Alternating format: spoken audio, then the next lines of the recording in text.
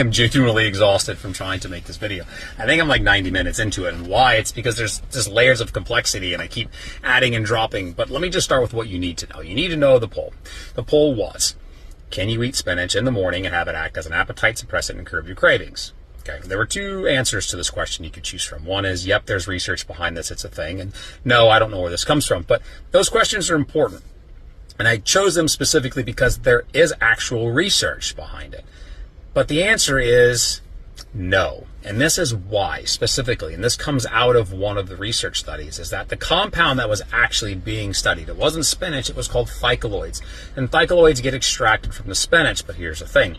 What this little excerpt says is that no human on the planet can eat enough spinach to get any of the phycoloid compound. It has to be extracted because it's trapped behind indigestible cell walls. So no, you can't eat spinach and have it do anything for you. Now, is eating spinach good? Yes. Does one of the best things that can happen, people ate spinach? Yes. But what's the worst thing that can happen? So stick around, because this is, you got what you needed to know. But let me tell you what I want you to know. And that is, some of this information that's coming off the internet is just factually wrong.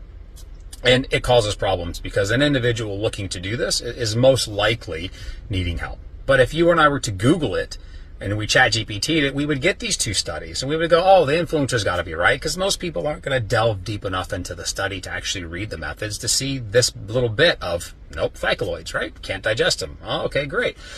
I do, because I'm a nerd.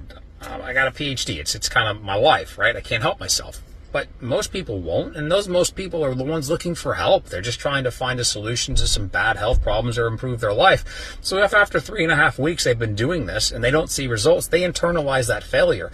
And it's not just people who are overweight that internalize the failure. Look, I work with gold medal athletes, world champions in endurance stuff.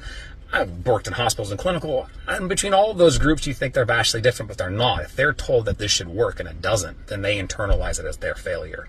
That's not good for making beneficial lifestyle changes and having a good relationship with food. It's just simply not. And most importantly is they actually tried to find the answer. You and I would try to find the answer and we would have been misled because the information, the truth was actually deep down in there. So that's why I was frustrated. That's why there was a lot to do, and that's why it took me 90 minutes to get out a 2-minute and 30-second video.